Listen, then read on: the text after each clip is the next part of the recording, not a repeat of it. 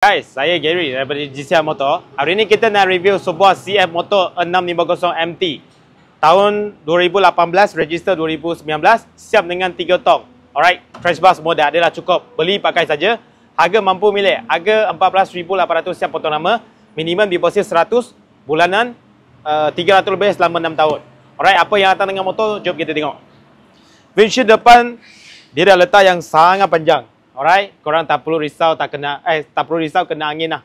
Pakai yang steady. Sebab windshield dia dah bagi sangat panjang gila. Alright, lampu LED, crash bar full set atas bawah semua dah ada. Pakai USD fork adjustable.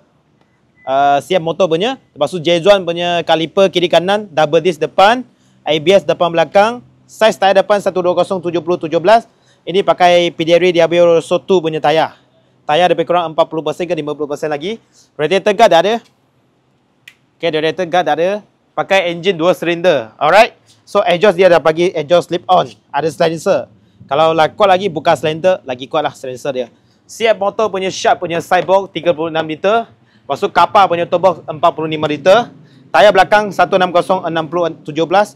Pakai Magellan punya tayar. Ada 80% lagi. Okay. Semua standard lagi. Alright, semua standard lagi. So, last kali kita check sound dia pun.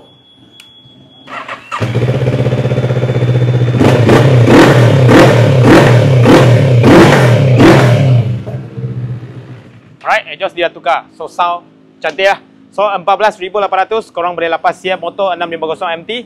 2018, register 2019. Minimum deposit 100, bulanan 300 lebih selama 6 tahun. So, yang minat boleh PM kita. See you guys, bye.